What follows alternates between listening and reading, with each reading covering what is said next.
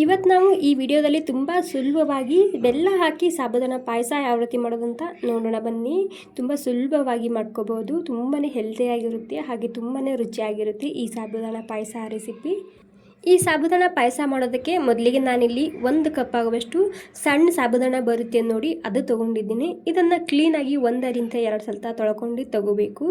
ಇವಾಗ ಇದಕ್ಕೆ 1 ಕಪ್ ಆಗುವಷ್ಟು ನೀರು ಹಾಕ್ತಿದ್ದೀನಿ. ಒಂದು 10 ನಿಮಿಷ ನೆನೆಯೋದಕ್ಕೆ ಬಿಡ್ತಿದ್ದೀನಿ. 10 ನಿಮಿಷ ಆದಮೇಲೆ ಇಲ್ಲಿ ಕಡಾಯಿನಲ್ಲಿ ಹಾಕ್ತಿದ್ದೀನಿ.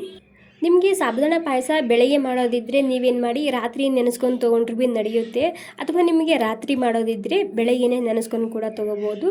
ಇಲ್ಲಿ ನಾನು ಒಂದು 3 ಕಪ್ ಆಗುವಷ್ಟು ಮತ್ತೆ ನೀರು ಹಾಕ್ಕೊಂಡಿದ್ದೀನಿ.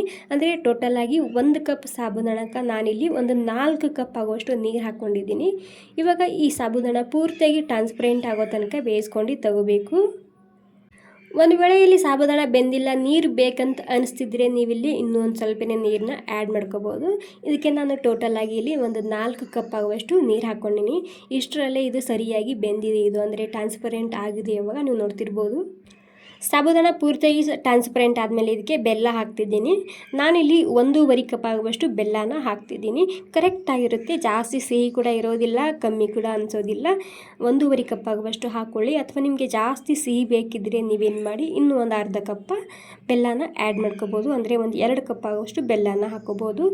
ನಾನಿಲ್ಲಿ 1.5 ಕಪ್ ಆಗುವಷ್ಟು ಬೆಲ್ಲನ ಹಾಕ್ಕೊಂಡೀನಿ. ಇಲ್ಲಿ ಜಸ್ಟ್ ಬೆಲ್ಲ ಮೆಲ್ಟ್ ಹಾಕಬೇಕು. ಅಂದರೆ ಬೆಲ್ಲ ಕರಗಬೇಕು ಅಷ್ಟೇ, ಕರಗೋ ತನಕ ಮಾತ್ರ ಇದನ್ನು ಕುದಿಸ್ಕೋಬೇಕಾಗುತ್ತೆ. ಬೆಲ್ಲ ಕರಗಿದ ಮೇಲೆ ಇದಕ್ಕೆ ಒಂದು ಅರ್ಧ ಟೇಬಲ್ ಸ್ಪೂನ್ ಆಗುವಷ್ಟು ಏಲಕ್ಕಿ ಪೌಡರ, ಹಾಗೆ 1 ಚಿಟಿಕೆ ಆಗುವಷ್ಟು ಉಪ್ಪು ಹಾಕ್ತಿದ್ದೀನಿ.